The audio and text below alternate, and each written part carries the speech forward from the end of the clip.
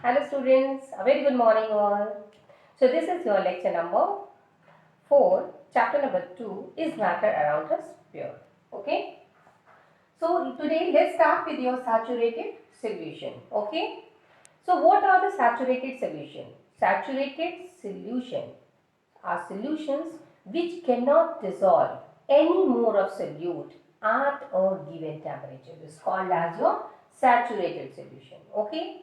And here we must understand one more term, and this term is your solubility. So what is solubility? Solubility of a substance is amount of solute present in a saturated solution of the substance, right? And if you are going to learn this term saturated, you need to understand the one more term, and this is your unsaturated solution. So the solutions which can dissolve some more of the solute at a given temperature, this is important, is called as your unsaturated solutions. So two heat terms you learn here, saturated and unsaturated, right? Now see that how you will prepare a saturated solution. Like if you take a little amount of water in 2 beakers and you're going to add a salt in 1 beaker with continuous stirring till no more salt dissolves in it. Similarly, you can add the sugar in another beaker with continuous stirring. You will get that after a certain time, right, at a given temperature, you will get the saturated solution.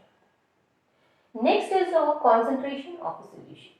So here we discussed this thing earlier, I think. So the concentration of a solution is amount of solute present in a given amount of the solvent or the solution. So there I will learn a few more terms related to the concentration, like the weight by weight percent, weight by volume percent, volume by volume percent. Okay, and I'll give you some problem based on this concept too. And after that we will see what separating the components of a mixture, right? So the components of a heterogeneous mixtures, we're not going to talking about it over here. So the components of a heterogeneous mixtures can be separated by simple methods like hand picking, sieving and filtration, etc. Right? Sometimes the special techniques are used to separate the components of a mixture like evaporation, centrifugation, decantation and sublimation, chromatography and distillation. So many methods. So here we will discuss them one by one, right? So the first is your evaporation. So I know all of you maybe know this term, how you will do this evaporation, but just learn in terms of your science. So this method is used for separating a volatile component, that means solvent, from a non-volatile component, and that may be solute, by heating the mixture, right? So here if you will take ink is a what is a ink? It's a mixture of dye and water. If some ink is heated in a dish, the water evaporates and the dye is left in the dish. Similarly, we can separate a mixture of salt and water, that you can do at home also, right? So we will get back the solute and the solvent will evaporate. Next is your centrifugation. So the method of separating denser particles and lighter particles from a mixture by using a centrifuging machine is called as centrifugation. So have you seen, like if you take some milk in a centrifuging machine, or even you can do it at home also by spinning it rapidly, the cream separates from the milk because the cream is less dense than milk, right? So you will get the lesser denser part from the milk, like we normally use this technique at home to separate the creamy part from the milk to get back the rest part of this milk, right? So the next is your decantation. Decantation is what, if suppose we are using this by separating funnel. So have you seen the separating funnel? I think you know about the separating funnel. It's a structure of a glass tube and thicker from the upside and thinner from the downside. So this method is used for separating a mixture of immiscible liquid. So liquid separated into the different layers depending on their densities. So here, if you take a mixture of kerosene oil and water in a separating funnel, it forms a separate layers of oil and water. So the water can be separated by opening the stopcock from the downside. After the water flows out, the stopcock can be closed. So the thing which will be lighter in weight or depends on its density, it will float on it and the rest part will become down, and that we can separate through the stopcock to remove it from the lower end, right? The next is your sublimation. So this method is used to separate a mixture of a sublimable component from a non-sublimable component by heating the mixture. Example, if a mixture of ammonium chloride is NH4Cl, and common salt, that we know NaCl, is heated, the ammonium chloride sublimes and can be cooled and solidified, and collected the salt is left behind. Okay, so this is what this is called as sublimation. Next is your modern technique, it is called as chromatography. So this method is used for separating the colored components from a liquid. This method is used for separating colored components from a liquid by using a filter paper or blotting paper.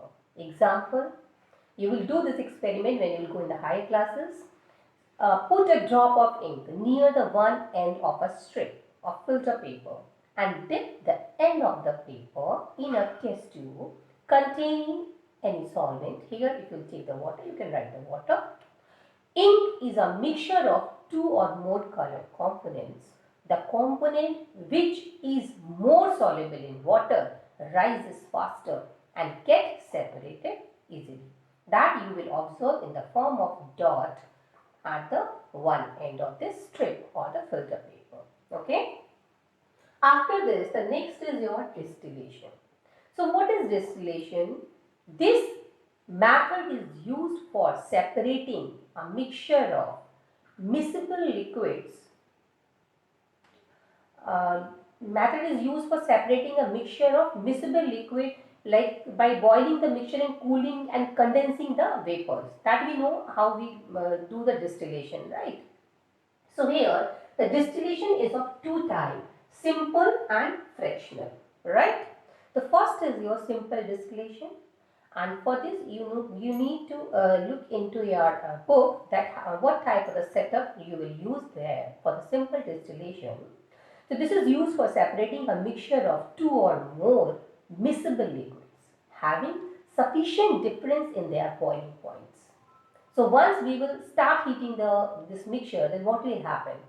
The liquid which will having the lower boiling point will start boiling first. So if a mixture of acetone and water is heated in a distillation apparatus, the acetone which has a lower boiling point than water first boils and cools and condenses and is separated from the mixture.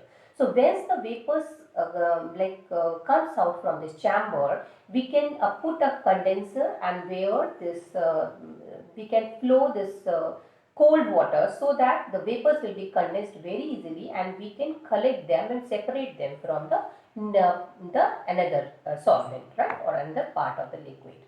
The next is your fractional distillation. So this is used for separating a mixture of two or more miscible liquids whose difference in boiling points is less than 25 Kelvin, right?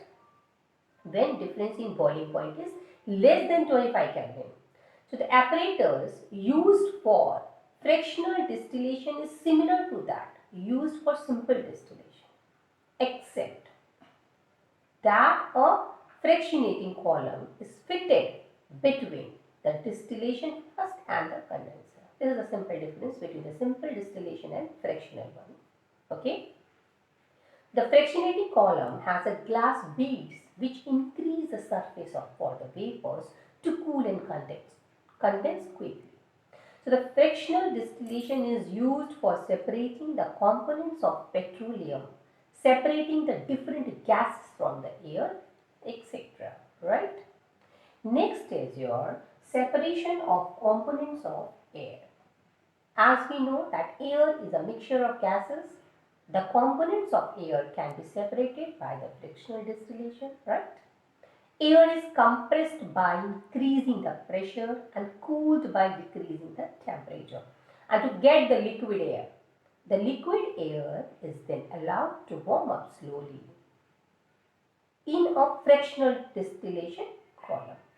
Then the different components separate at different heights depending on their different boiling points, right? So here is the air. We are going to compress and cool it by increasing the pressure and decreasing the temperature. You will get the liquid air, right? After this, the next is your purification of solids by the crystallization. Okay. So what is it? Crystallization is the process of obtaining a pure solid in the form of crystals from a solution. So by the crystallization, we can obtain pure copper sulfate from its solution. And here you can take an example if you will dissolve some amount of copper sulfate in minimum amount of water, filter the solution to remove the impurities, evaporate the solution in a china dish to get a saturated solution. Now cover this solution with a filter paper and allow it to cool for some time. Pure copper sulfate crystals you will get very easily. Okay. So that is all about this chapter. And now if I'll ask you one question, can you tell me what is the difference between the compound and the mixture? So tell me first what is a compound. A compound is a substance composed of two or more elements chemically combined together in a fixed ratio. Okay? A compound is a substance composed of two or more elements chemically combined together in a fixed ratio.